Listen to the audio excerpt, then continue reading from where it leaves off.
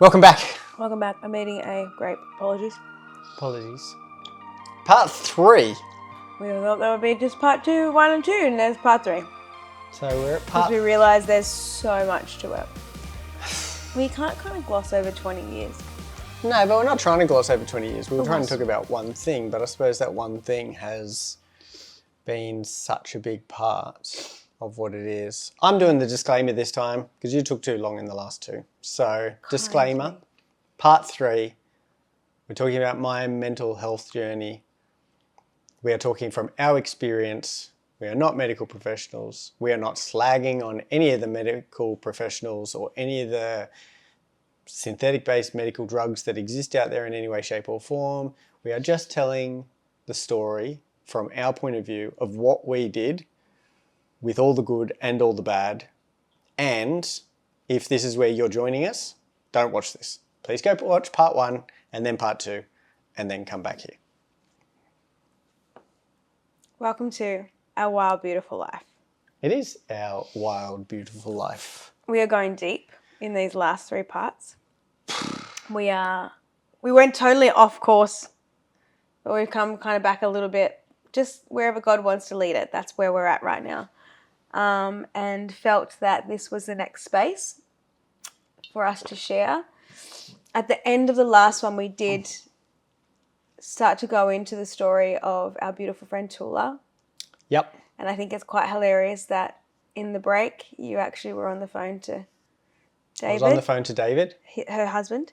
But I just wanted to very quickly, kind of just roll back a little bit so you get a bit more understanding of what led into this trigger. And so it started during 2019. So this is the same sort of thing that helped build up to... So basically what happened was... You tell. Go. It's probably the better thing. No, not that. We were homeschooling our children for a period of time. We only thought it was going to be a year. It ended up being 3. And then we got to the point where we were getting ready to send them back to school.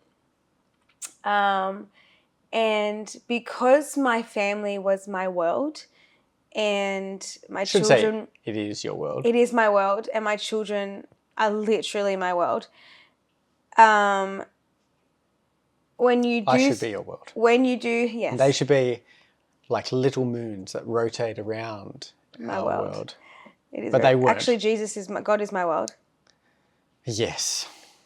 If we want to go that far.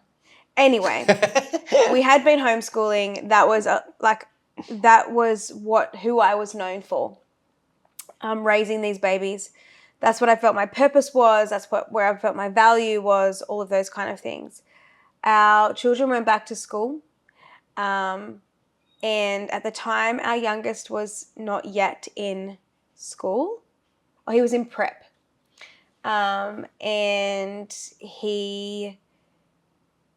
I was asked to come on board at church to help in our creative team.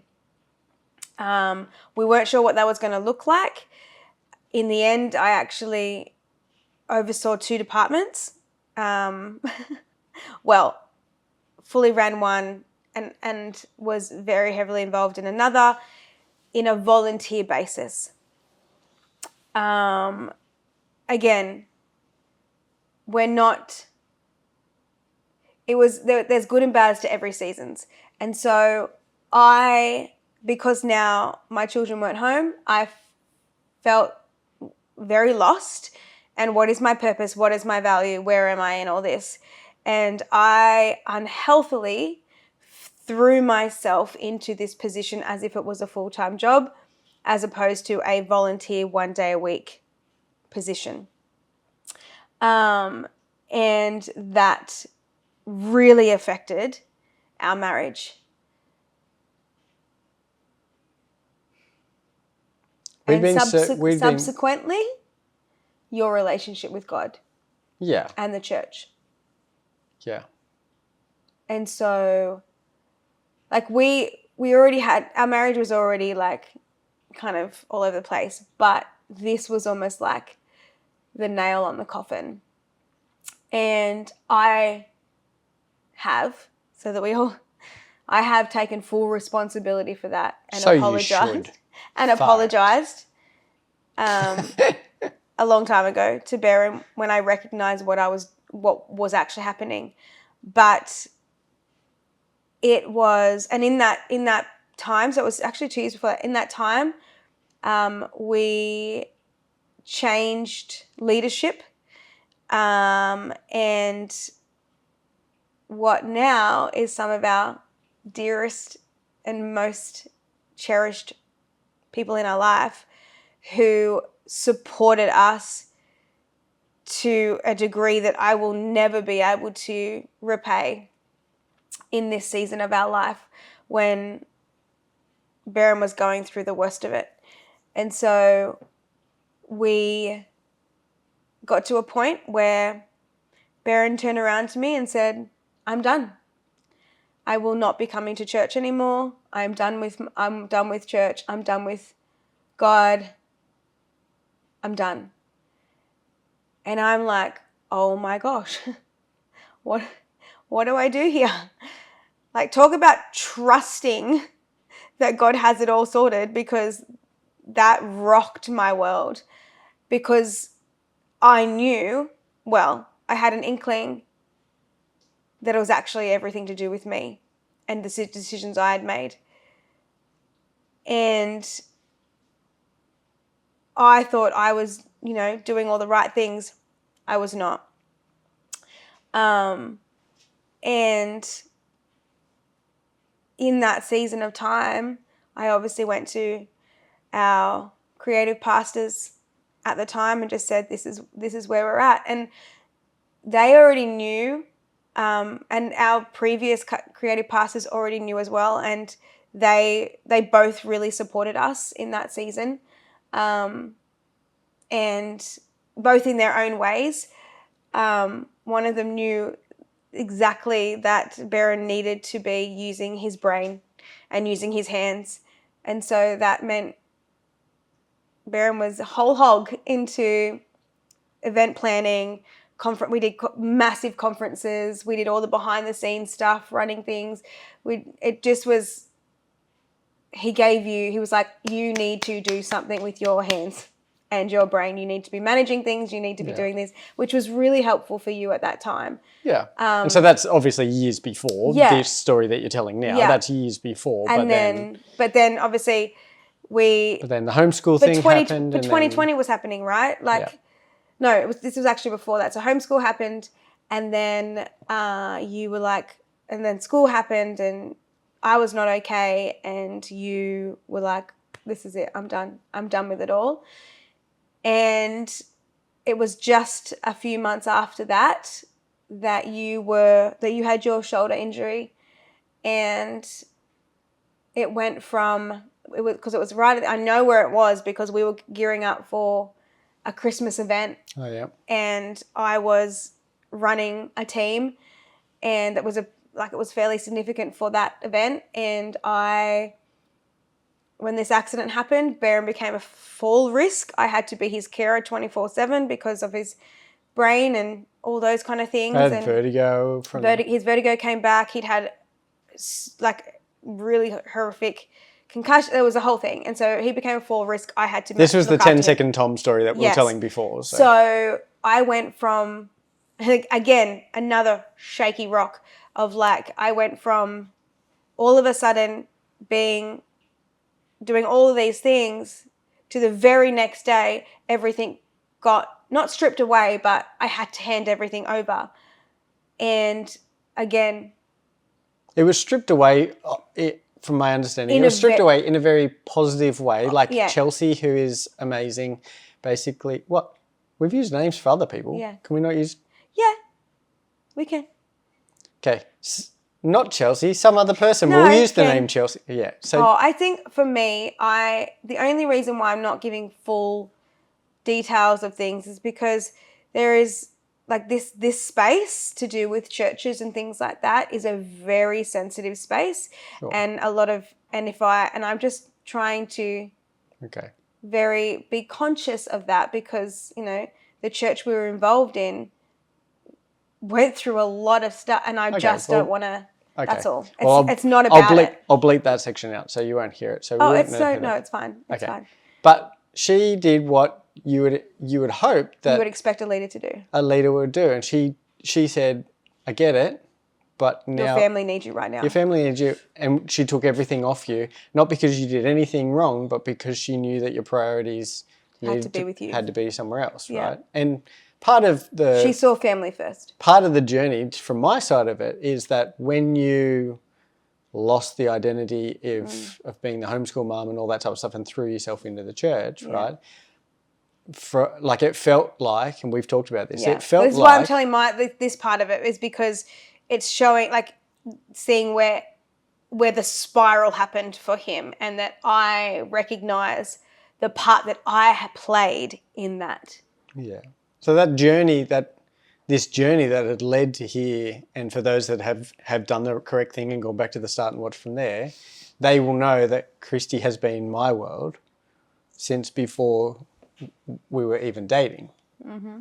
And so we'll get to the whole kid story and all sorts of stuff, and we touched on it in part 2, but it's like, it just felt like another thing that was between us rather than connecting us. And it's like, oh, that's obviously more important.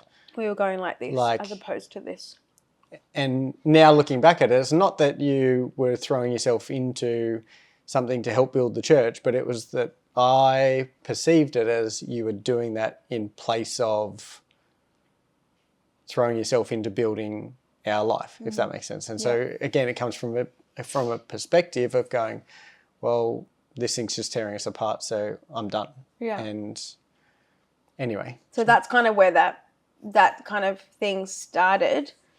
And obviously then we go into 2020 and the world shuts down anyway. Yep. No one's going to church.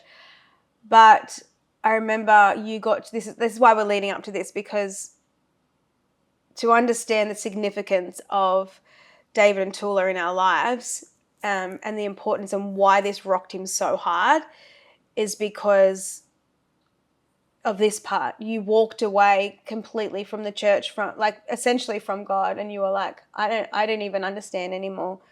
Why am I feel like God, if you're there, why is my brain doing, why? So many why questions. And then I was no part of this. You just came to this yourself, I'm sure was God's leading, but you were at a point where you didn't know what else to do. And again, we talk about the fruit in people's lives is what we tend to go towards, or when we're going through something, we look for someone who has been through a similar situation or something. But your words to me were, the reason why you approached David was because he was someone who had been literally a Job. If you know the Bible and you know the story of Job, it's basically he literally gets every possible thing happen to him, yet he still praises God and still turns to God. And David is like a real life version of that. Despite everything that he had gone through, he still passionately loves Jesus and was part of the church and all of those kind of things. And you're like, if you can do it, teach me how. Yeah, I don't think that that's how it started though. Okay. Right. So I knew that I was in, what I'm saying is I don't think that I would have articulated it that way. No, of course not. Sorry. I'm a words girl. I would have just articulated it in the fact that I'll let you talk. I was struggling and I was just searching. Yeah. And I just happened to be in Sydney for a work thing and I had X amount of hours free. I think it was before I was flying out to go somewhere. But I'd seen some people in the city, and then David, who is Western suburbs type area at the time, we had a conversation and I told him I was coming down, and anyway, he said, well, I'll catch the train halfway in and you catch the train halfway out. And we met at like Chatswood train station or something like that. And it was sort of, it was almost like in the movies and those type of things, you see the addicts that go they're not looking for help, but they are. And they put themselves into a position without realising them. And I'd put myself into this position where David and I met at the train station, and he just sort of just like saw straight through me and just asked hard questions. And I got to share with like the struggles and everything I'd been going through the last few years, which he was not aware of, even though he was in our world at that time, but not like a super close mentor, but just part of our world. Anyway, and he talked about this idea, and he's like, I can't remember his words, but it was along the lines of, so you're struggling with church and you're struggling like mental health and like you can't think of anyone to reach out that might have existed in the church world. And he's been a pastor for like a long time, pretty much his whole life, and headed up like Adult the life. state level, like state level executive, and done all this stuff and been through. And he's like, you hadn't thought of like, you can't think of anyone that you could have reached out to? And I'm like, no, David, no, I guess I couldn't have thought of anyone. And he's like, give me your hand. And he's taken my hand, and he's just like, and then just like come down to hit me real hard, and then just like, and just couldn't hurt someone if he wanted to. And he then just offered to walk alongside me. I think it was weekly, and then fortnightly, and then monthly, like over years, like, and just sort of walked me. You still catch up. Yeah, and so that's who I was literally just on the phone to him before we started recording this. But she just wants to be right near you. I don't know what Cleo's doing, but she loves Mama. Yeah. But yeah, he didn't, not to get me back to church in any way, shape or form. No. Like, it was just to try and help your relationship with Jesus. Or just, yeah, and just to support me from all of his knowledge and expertise. And it was wonderful. Like, it really was. So we walked this journey and he and Tula became super close, even closer than they had been already. Yeah. And then you started coming back to church. Then I started coming back to church. And then God changed churches on us. God was like, okay, now that I've got you back, we need to switch it up now, which was such a healing place for us. And then Tula got sick. And Tula didn't make it. She went to be with Jesus. And that was the second person very close to us in a very short period of time. Yeah. That we lost. So you had a double whammy. Yeah. In a sense. Two beautiful, kind, incredible human beings. And it's like, yeah, God, what the heck? Why? And I just couldn't work it out. And I'm like, maybe it's like their reward. They don't have to put up with what's left on earth anymore. Maybe that's what it is. So I sunk real deep again. That was your spiral moment. And it got pretty bad. So this is all after medication and everything anyway, isn't it? Yeah. So we'd done all that previous journey, we'd done all that, and then this happened. And then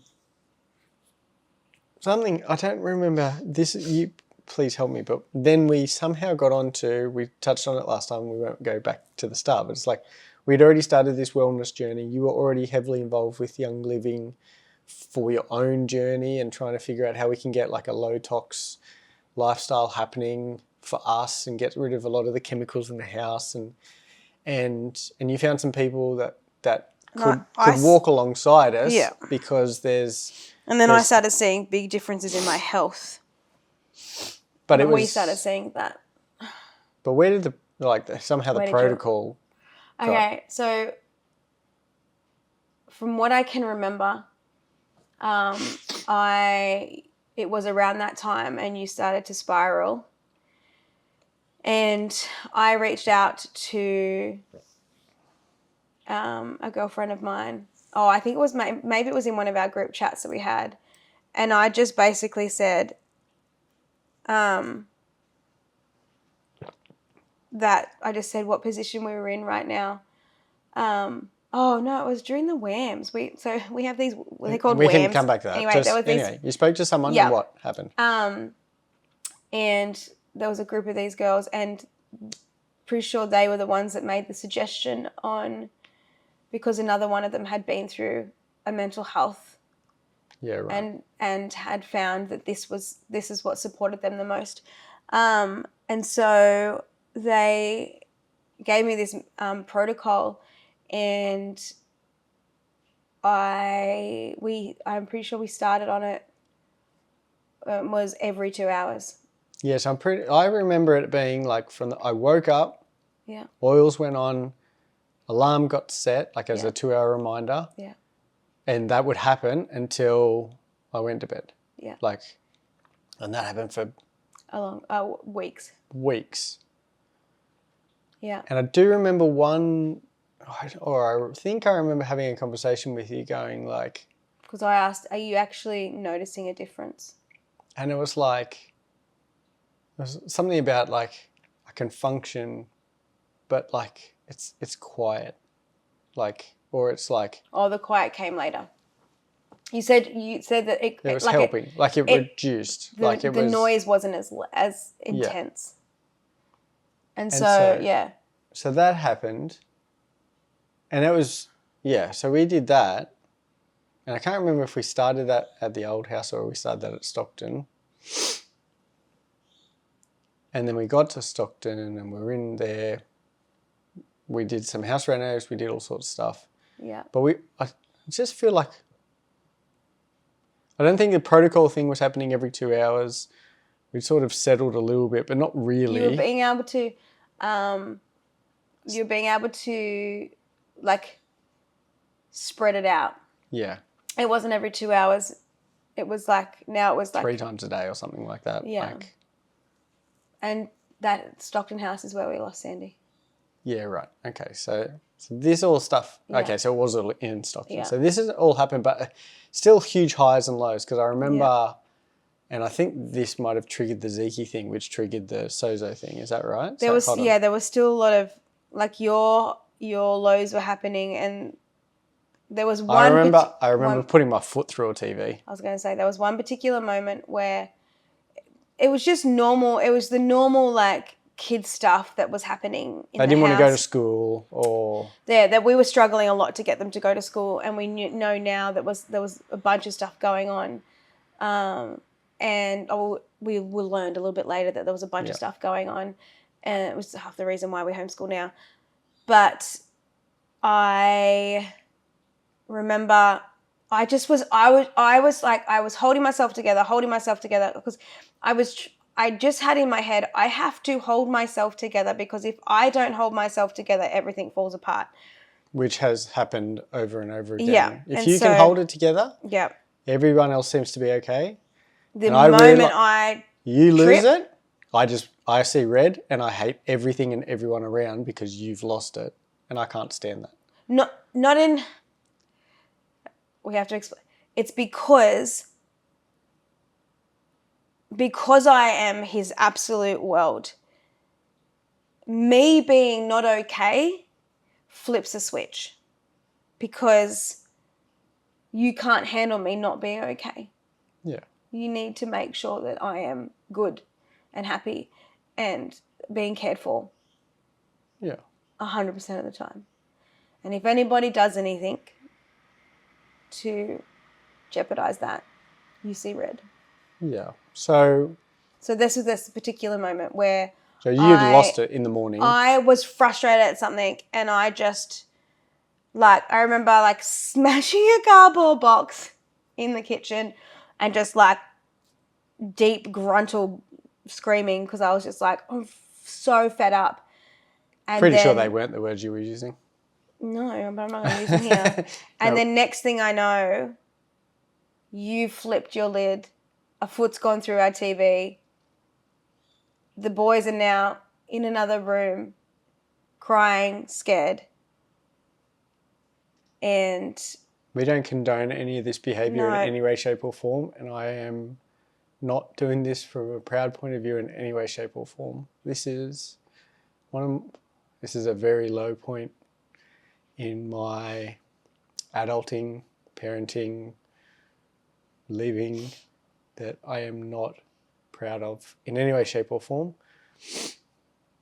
And it did way more damage than it did good because it didn't end up fixing anything. It just caused more issues. We are far from perfect. Far from perfect people, far from perfect parents.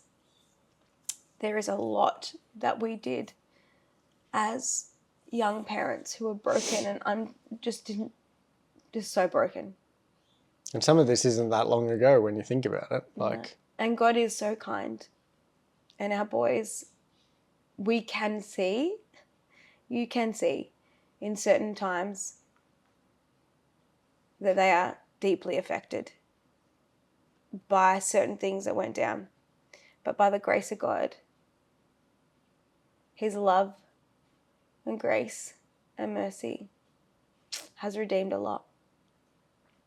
And there's been a lot of apologizing and a lot of, like, one thing I will say to parents is that the most important thing you can do for your children, if you mess up, if you yell, if you, whatever it might be, is that you are quick to apologize. Without the, I did this because you did this. Own your stuff. Apologize for what was your fault and your part to play because you weren't regulating your own emotions. And that's like we were the first one to say, it's the hardest thing to try and help a child self-regulate when we've never been taught to self-regulate. We are the first generation of parents who are learning to be that how we behave affects so much around us, but also that we absolutely need to own up to our behaviors and not say, well, my kid did this, because actually it's got nothing to do with that. Because yeah, your kid may do something, but it's up to you whether you react or respond. yeah. And apologizing does huge things in your child's heart. So we have sat with our children and apologized for a lot that went down extensively. But yeah, that was the moment where I came out and I told you to leave. Yep. And I wasn't sure whether I wanted you to come back. Pretty sure you didn't want me to come back. That wasn't the first time that's happened, but this was like, I had that overwhelming sense of, I'm done. I actually can't keep carrying our family and you. And it's totally okay that I felt that way. Because being the caregiver can be really, really, really hard. And I especially don't want to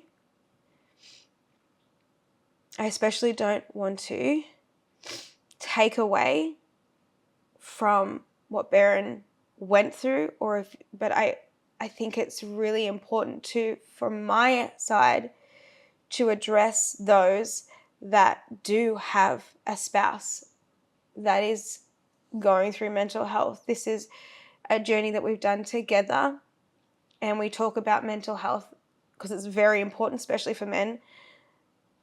But we also collectively don't want to dismiss also the partner who cares on the other side. Yeah, it comes back to like a whole bunch of things. Like you think about the couples where one partner has been in an accident and becomes completely disabled, or you think about like the I guess just the journey that we talked about earlier of like the 10-second Tom thing, or like it's just the or the parents going through, like the woman going through postnatal depression, the husband that's got to walk alongside. Like, I mean, so that gets to walk alongside. That gets to walk alongside. So, apologies. But yeah, it's that this is a partnership. It's not a your journey and my journey. It's our journey. It's our wild, beautiful life. It's not very Christy's intertwined. podcast. It's not Christy's. But I think what I'll led start to my that, own. what are you going? You're going to go start your own? I'll start my own. Oh, were you? No, I'm fine. No, but yeah, you left. So that, anyway, I don't want to hang there. We can come back to that. But what led from there is that our house was still very volatile for a very long period of time. And we end up having an incident, which I don't think we'll go into detail at all, maybe, but definitely not tonight. But something happened with one of our boys, and it was really, really scary what he was doing and how it happened. And that led you to then reach out to this amazing group that you had found. Yeah, I had a group of girls that I messaged straight away and just said, we need some prayer. And I explained the situation, and straight away one of them said, there's a spirit of death over your family and we need to get it. We need to get it out. Again, for those that are listening, we are obviously, as you've heard, people of faith. This is our journey. We're not forcing it on anyone. No, but we believe very much. I grew up in a church that experienced deliverance ministry, inner healing stuff. And so this area for us, for me in particular, wasn't unknown. It wasn't a new territory. And so I knew there was things going on. I just didn't know how to tackle them myself. And we had different experiences where people had come and helped, but it was still just lingering. We had to get to the root of what was going on. And now it was starting to affect our boys. And I was like, that's where my line is drawn. And so I reached out to the girls, and that's what happened. And then they moved heaven and earth to get you a session with a ministry called Sozo, that some beautiful friends run. And it was, I literally, Beren had no idea to start with. I basically turned around. Again, fight or flight mode for me. And in that particular time, after everything that had happened, Christy said, you need to speak to these people. And I went, okay. And I think that was our conversation. That was it. It was this time. I said, this time, turn up, you need 2 hours. And he was like, at the end of it, he was like, I'm so bummed that I had meetings after this. I wanted it to keep going. They were nowhere near finished. We were nowhere near finished. You actually probably due for another one. But Sozo, for those that don't, and essentially is a deliverance ministry where they... Well, sort of, yeah. Well, they pray. It's a prayer ministry, inner healing prayer ministry. Yeah. And I end up jumping onto the Zoom, and there's 3 people on the other. There's a couple on... And I wasn't there. I wasn't allowed to be there. They said it needs to just be him. And I was like, okay. So there was a couple that essentially were running it, and then there was another guy who was in the midst of training, and that was really cool. And then there was me. And I remember, this is how much I didn't know about it, right? I knew nothing about it. Towards the start, a couple of times, they had said something about Sozo. And I'm like, what's Sozo? And they're like, what we're doing, what we're about to do. And I'm like, oh, okay. Yeah. So just so you're aware, my wife said you have to be on this Zoom at this time to speak to these people. I don't know what we're doing. And they're like, oh, okay. Which I think actually ended up being a really good thing, because then you went into it with no expectation. So God could really do things because your brain would have been doing all the things. Now, we're not going to dive into what happened during the Sozo, apart from the fact that, as in, we're not going to talk through the 2 hours worth of thing. But during the session. Explaining what a Sozo session looks like, basically, is you are together. Mine was done in person. One was done over Zoom. Both can be done. And they essentially they invite the Holy Spirit to come and be a part of it and to reveal or bring up memories or situations that were that affect what's going on. We obviously spent a bit of time talking about the current yeah. situation, and spent a bit of time obviously talking about like the journey we'd been on over the last X amount of years. Yeah. We talked about obviously the apartment building in Sydney in 2018 and the medication, and we'd had that sort of conversation, so to speak. But yeah, essentially it's we get a bit of a lay of the land, and then we ask the Holy Spirit to come in and ask the Holy Spirit to talk to the recipient to be able to share what has been revealed, and then the team get to support you through maybe understanding what that might mean, but doing that through prayer and being able to recognize the things that are affecting it.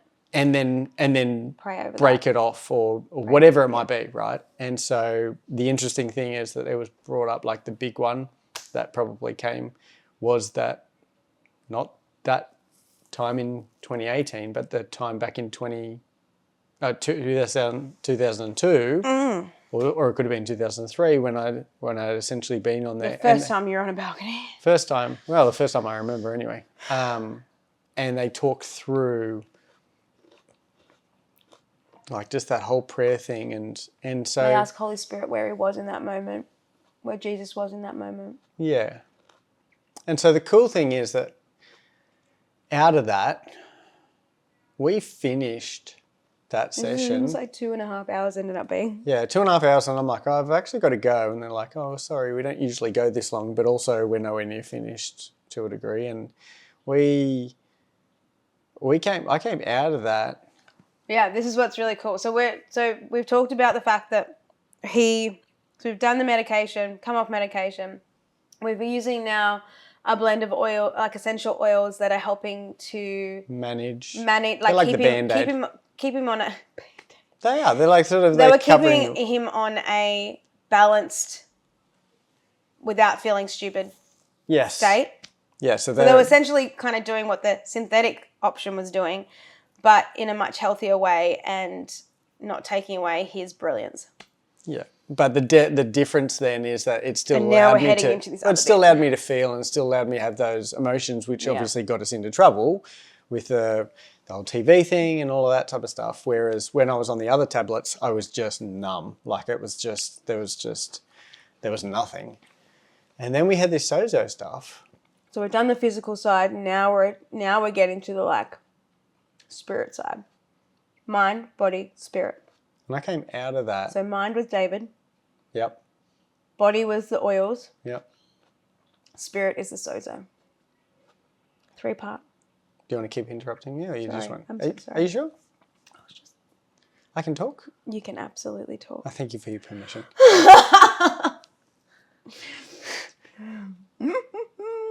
So we came out of that session, and I remember them talking. Chrissy's pointed this out to me a lot of times. It was the hardest 2.5 hours of waiting of my life, guys. Okay. Are you sure? Yeah. I just get excited about this part. Well, then just wait. And then you can get excited and I'll be quiet and you can just talk. How's that? I'm sorry. I used to have a pretty bad leg shake. I couldn't really stop my legs from shaking. And you've pointed this out plenty of times before, whether we're at dinner or at the movies or whatever. I was just like... And I think they noticed it. And during Sozo, I remember them saying this, have you noticed anything in your body? And I'm like, my leg's not shaking. Like my leg's not moving. It's just still. And I think that was kind of the way that I put it is like, for those that are Marvel fans, I think it's Endgame, the Avengers one, and they go back in time, spoiler alert, they go back in time and they get all the stones and they come back and they bring all the people back that have disappeared. Sorry, I've ruined an old movie. Ruined it for you. But in that, they sort of do the click and they're like, did it work? And then they're sort of just like, everyone's quiet and they're not really sure. And then they go out and they see a bird and they go, I think it worked. And it's like my leg had stopped shaking and I felt like just this absolute sense of calm. And it was so quiet. Like my head was just so quiet. And like I must admit, like whenever we're in deep conversations or something like that, usually I wouldn't have all these horrible thoughts. But it's usually if someone was talking or we're at something, it would just wander and drift or in betweens or whatever. But so coming out of the Sozo, not thinking about it wasn't unknown because we'd been engaged in conversation and stuff. And then we sort of left and everything was just quiet. And then I can't remember when I told you. I called you straight after, did I? Or I don't remember. But it was just like quiet. And there was no thoughts to go run and use sharp implements to do horrible things. Or I had to go somewhere and there was no... We drove to church that end of that week. We drove to church the end of that weekend and I remember getting to church and just like the kids got out and ran into church and I just remember sitting in the car and I was just near on tears. Okay? Yeah, near on tears and you're like, are you okay? And I'm like, that's the first time I've ever driven here to this location without wanting to drive off the road or to swerve into the other side. Like even with Christian and kids in the car and stuff, it wouldn't stop the thoughts coming or whatever. And it's like, when we arrived there and I'm like, I don't ever remember doing this. And it was like, what did you say? Like night and day difference. It was literally like the click happened. Night and day difference. You walked into that session, one person, and you walked out a totally different person. You were radically healed. For the second time. Guys, so much healing. It's been saved so many times. I am going to blow my nose. Sorry to the listeners. Sorry. If you're just joining us, I've just cut that bit out because we don't need snotty noses in. We don't need right near the microphone. So it's interesting you put it that way because I don't know whether we've talked about it like that before, but it was like mind, body, spirit, which we're all made up of. And all these new age people have turned into something a bit hocus pocus and all sorts of stuff. What? Each to their own. Well, we've been on it. We've been on a really interesting journey, especially the last 2 years. Yeah. About understanding more about what this looks like. Sure. And I truly believe that God moved us up here for that exact reason, because we only knew what healing looked like in one way, and that way was not getting us any healing at all. And then going into this span, well, let's just be honest. Mind you, the Sozo was before we came up here, though. No, I know, but like I'm saying, that's what started it. Yeah. For me. But what I only literally sitting here talking, that's as we were about to do it, that's the first time I've looked at it in that concept. Yeah, that's what I was just saying. Like it's the first time I was like, I'm like, yeah. Oh my gosh, that's what it looks like. Mind, body, because I mean, like, I've been trying to, that's what I mean. Like the last 2 years God's been taking us on this journey of what healing can look like, mind, body, spirit. It's a collective, right? God is made up of 3 parts. And we are made up, he's within us. And so the healing for both of us now has looked like this 3-part. Yeah. And yeah, I think that's the avenue that God is taking. I got this word earlier last year where God turned around and basically said, I'm jealous for what has been taken of mine and I'm going to take it back.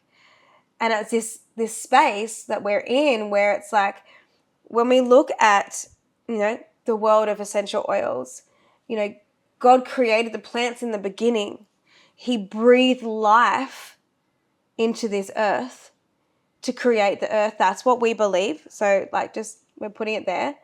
That's what we believe. God literally breathed life onto this earth. By doing that, the very things that grew and grow have his breath and life in it. Therefore, they have the healing properties from God. Yeah. That's essentially where this kind of thing started to stem from. And it's like going back to the garden. It talks about it in the Bible. He's already given us all the tools to help support us as living human beings and he talks about, looking after the temple that we've been given. And so we've gone, naturally the world, because of what happened in the garden, has gone so far the opposite way. And the enemy has taken so much of what God intended for good. And he's just done. He's done with it. And he's like, I am literally taking this back. He's doing it for this world, the natural medicine world. Everything was natural medicine before synthetic came in. Of course. Seeing it, I think. I mean, it's only been in the last, I'm not a doctor, but it's probably been only in the last hundreds of years, so to speak, that we have had Western medicine, if that makes sense, right? Like if we split it, because I know that you have a lot of Eastern medicines and all sorts of stuff, but you think about what we did for the last X amount of thousands of years, plants right? Plants been around for a lot longer than what Western medicine has. You had a bit of a headache, so you had a peppermint tea, or you had you know what I mean? You checked if you had have you had enough water today? There was no paracetamol and Nurofen to quickly have a rapid 15-minute fix type thing, and all of this stuff that we now do because we go, well, that must be better, but all of that stemmed from finding what was in the natural to begin with, and then trying to make it quicker and easier and more profitable. The synthetic is actually a synthetic version of the natural version. Yeah. So coming back to the journey, right? It was, and like you said, the two together. We're not for and against. No. We still take Panadol and Nurofen the other day. Western medicine saved Beren's life. Very much for it. Coupled with Jesus, because it says in his hospital reports, Beren made a miraculous recovery. And he even said to us, someone's looking after you because there is no way we could have kept you alive. So Western medicine helped to a point and then God took over. Yep. In this situation, Western medicine helped to a point. It was the immediate fix that we needed because we didn't have the other stuff. Yeah, it was like damage control, and then we brought in the other. We didn't have the other stuff at that time.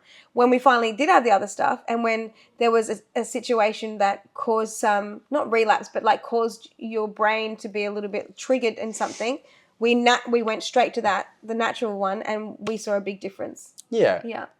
And so I think that's probably a big one to see, is that, yes, David was the mind. The renewing of your mind and being able to talk it all out. And yeah, I didn't have anyone to talk to, right? At that point, we'd finished with psychologists and we'd moved and done all sorts of stuff. Counselling and things like that is the mind. Yeah, and I think that's really important. It's having a trusted third party, someone that's not emotionally, physically, financially, mentally attached to the situation for you to be able to... Yeah, because you weren't paying him.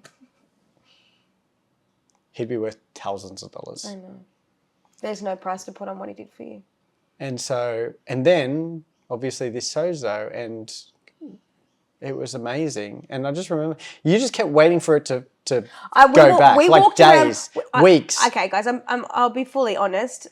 Because of my journey, I'm waiting for the other shoe to drop all the time. I actually shared it on my Instagram the other day.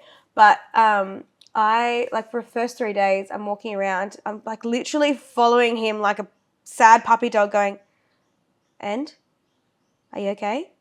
Is there anything? And he's like, nah. And I was like, Then I was kind of like, oh my gosh, like what? I think you were more excited than I was Yeah. at some point. But essentially, Because you'd lived with her so long, like, well, we worked out. and you were kind of waiting for it to come back. We worked out whatever happened between 14 and 17 and who knows before that and stuff. But we know that at 17 it had started.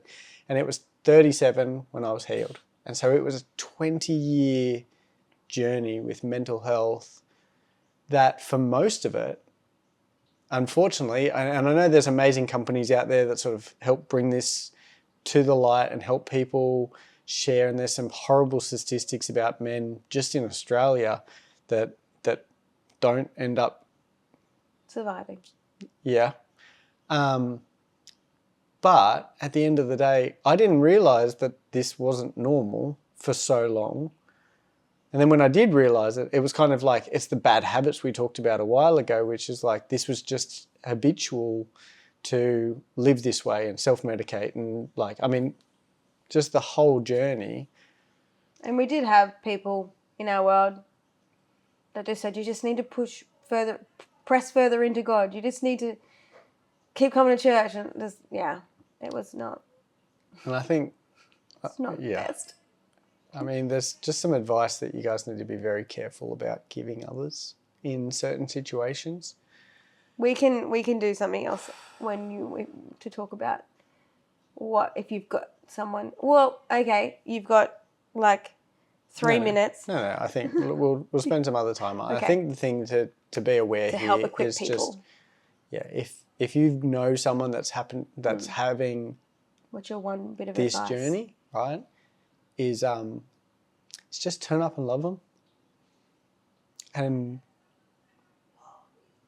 probably from a physical point of view, in terms of just show up and be there, just be in their world. There's an amazing piece of advice which I can't remember. I've just remembered. So your dad says it all the time, but it was actually given to your dad from the pastor. I don't think he was attending church he was, right? But the pastor at the time, after your granddad died. Oh, yeah. So when your dad's dad died, and this pastor just turned up, and Jeff. he was there for the funeral and those sort of things. And then Chris said, I think we're just going to just mingle here. You can go home. And he's like, yeah, okay, no worries. That's cool. And then Chris saw him ages later. And he's still just walking around, like making people cups of tea and just like getting things. And I think your dad had tried to get rid of him one more time. And then... But in a way of like... In a nice way. It's like, you don't have to be here. Dad was like, you don't have to be here. It's totally fine. Like, and I can't remember if it was wanting then. to not him feel obligated that he had to. I don't know if it was then or if it was then the next time after that. He's like, thanks. Like, it's okay. I think we've got it. You don't have to be here. And he's like, Chris, so whoever, insert your own name here, right? Comfort is coming together, not the words that we speak. And I think that's probably the biggest thing. It's like, we had some people like there were just people that just came and they just existed. They didn't try and fix me. And they didn't try and force me to do something, or they just sort of... There is a time and a place and a person that's responsible for that. Those that were there the entire time. Like, this was a long journey. Yeah, and I think that's the thing, like... When the people in our world eventually knew about it, then they did not leave. Yeah. We had a few walk away, but... And that's okay, because that was probably the best thing. It's not for everybody to... It's not everyone has the capability. So... To just be there. So we're now multiple years on. We're in our third year moved on. And there have been times where the thoughts have crept back. But when I tell you that they are so few and so far in between. Oh, what was it that you said to me that time around last year when it came back around? I don't know. What did Do I you say? remember? No, that's why I'm asking. You said to me the difference between when it was, because I said you are healed. You are in this, you are walking out this freedom and this healing. So we need to figure out what is happening. And you said to me, because I said maybe sometimes God peels back layers. Like he healed, like you were in damage control, he healed, and then it's like ogres are like onions. When you're ready, he'll peel back another layer. But you were saying that the difference between before, when it was just like, this is just me, this is just what happens, this is just where I'm at. This time, it was, you were saying to yourself, this is not who I am anymore. So what is happening, what has happened or is happening in my world that is making me think this way? Yes. So you started looking at it situationally. Yeah. What is affecting my world right now that would make me think these things when I know I'm healed from these things? Yeah. This is not who I am anymore. So what is doing this? Yeah. And each of the times that it has happened can be identified to a point of something happening in my world which I don't like, don't agree with. Or it's actually an integrity thing, though. When your integrity is being questioned as a person, well, that is, and the false lies. That's not all that, like, that's not the only way, but that that is an issue. That is a situation which you're talking about. I now know what you're talking about. Yes, yes, and so me as a person was being called into question off the back of 10 years of building up who I was and how I acted and what I could provide, and then being pulled apart. Yeah. Because I remember saying to you, look at the way every other person views you compared to how this person was viewing you. Yeah. And it was one person as opposed to like a whole world of people. Yeah. And that's why we knew this is actually a situational thing. And when we realized what was actually going on, we were able to, but in that time, that's when we brought that protocol back out again. And that's when you were like, it was like night and day difference again, because you were supporting your brain and attacking it in that 3-part. Yeah. Because we went and saw someone about it. We like trusted people. We got the prayer for it, and you were physically, and it went like that. Yeah. And you are a clearer mind that God could tell you exactly what was going on and how you needed to move forward from it. Yeah. Yeah. So while that's not I don't know if extensive is the right word, but that is a 3. This is a 3-part series. Congratulations to making it to the end of the 3rd part. Oh gosh, yes. Oh, but that's like that thing when you were saying, Sozo, when they finished it, they said there's a lot more to this. We haven't had another session of that with you, and so so there could actually be. That's why I say when something's happened, why I say what was happening around the time that something happened. So like when you were 14, what was actually happening around that time? Or 17, what was actually happening around that time? Because I've only ever had one person when they've prayed for me for my stuff and they've said what was happening around the time. And then I've had several since then, because, I'm in that world now where people actually go, hang on, what was going on around that time? Yeah. So just be aware of what's happening in your world. Be kind to people. And if you are someone who is struggling in this area, we are available. We will actually put our Instagram handles in the below, so that you have a way to privately message us if that is you. And one, you're looking for just someone to talk to that's been through a similar situation. Yep. Either you're the person that has someone in your world, so you're one of me, where you have someone you're caring for that's in that space, or you're someone like Beren who is in that space of mental health, and we will be a listening ear. We can point you in the direction of some extra support and help that has obviously helped Beren in that 3-part series, that 3-part collective. But we made it. We made it. Good job, babe. Thanks. I know it's still brings up a lot of things. Still just hard. Yeah. Think about all the wasted time when obviously we didn't know any better, but I just think about all that wasted time where we could have been able to fix this a lot earlier, or we could have made steps towards, like, we talk about the fact, and maybe we'll definitely finish on this, but we talk about the fact that there's other things in our marriage that we wish we had worked on earlier, and it's so good we're there now, but think about all the time we could have been in this spot. You know what I mean? Yeah. Like. And then what do I say to you? I don't know. I say it's not wasted because what we have experienced and how much we experienced and the length of time we experienced it means that we get to help support others not to have it as long. Or at all. We get to break it and have our children not have to. We get to bring the hope. Yeah. So. That's exactly what I was going to say. You stole my words. Not wasted.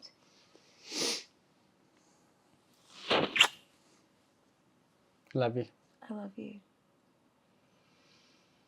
Thank you guys for sticking around. Thank you for hearing our words. We trust that this probably will be the longest episode that we've done so far. And thank you for listening. If there's anything that we can do, as we've said, comments, whatever, I'll try and remember to put the Instagram handles in so you can message us directly. But in the meantime, if we haven't put them in, comment and let us know. And tell us. And I'll fix that. Until then, we'll see you later. This is our wild, beautiful life. Bye, guys.